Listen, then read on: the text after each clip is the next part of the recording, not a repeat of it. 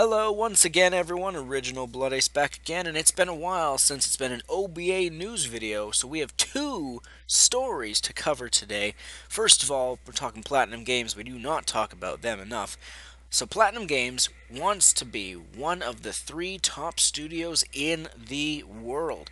Now this is quite the lofty goal, or hefty goal I should say. It's very, going out there and saying, no other company, except for two, potentially, could come close to us. It's a bit of an ego thing, if you think about it. But at the same time, if there's going to be, worst companies, or, the worst companies like EA, Ubisoft, so forth, so on, Konami and whatnot, then there would have to be the tops.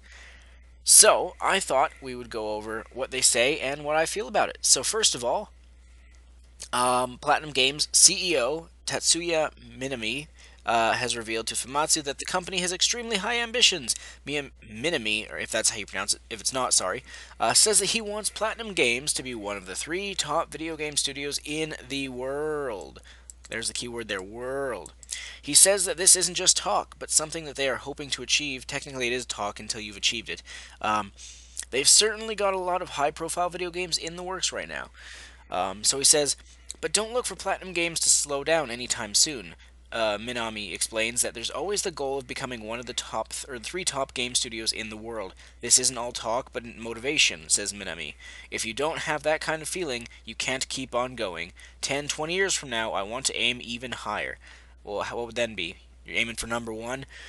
So, there's no doubt Platinum Games makes some of the best, games in the world. Very high quality, not buggy, not patchy, not any frame rate issues, not stuff like that. Their games don't sell very well. None of their games have ever sold incredibly, incredibly well. But it doesn't stop them because they don't focus on the money aspect of, well, this game didn't sell, I guess we can't do a sequel. If they want to do a sequel, they'll do a fucking sequel. They will do what they want when they want because it's their fucking studio, and that is commendable. Now, when it comes to being top three in the world, maybe, for me, I could see them taking number three, but not number one and number two.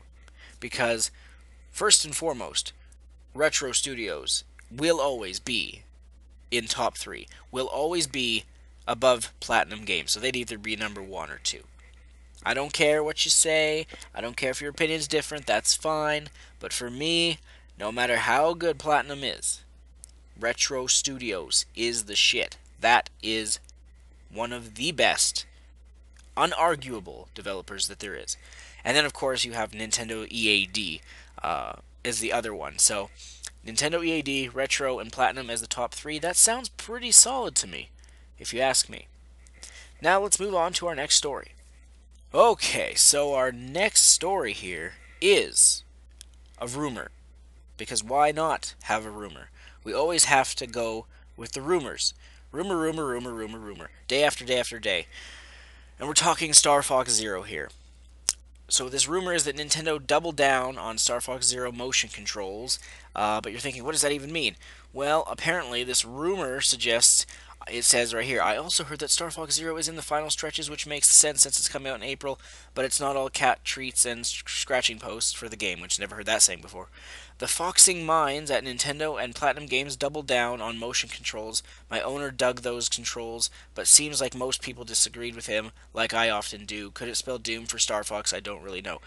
Also, apparently, this source was half a troll. It was from NeoGAF, and the post was from, quote, the user was a cat pretending to be like his source is his owner. When he says my owner dug those controls. So, this seems more of a joke. A early April Fool's Day, if you will. But, from what I've heard here, development hell would be characterizing it charitably, more like everyone is panicking as the game gets sent to certification because certain fundamental control aspects simply don't work.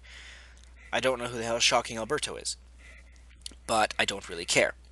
So I'm going to file this one under the BS list, simply because people at E3 who played Star Fox liked the controls, even Game complained. Miyamoto stated that they take a while to get used to, but once you do, they click and they're amazing. And yeah. And Miyamoto would not release a game that is simply just not good enough. If he doesn't like the controls, then boo hoo. He would fix it. And I guess that's all we have to say in this video. So as always, thanks for watching. Come back for the next video. We will see you then.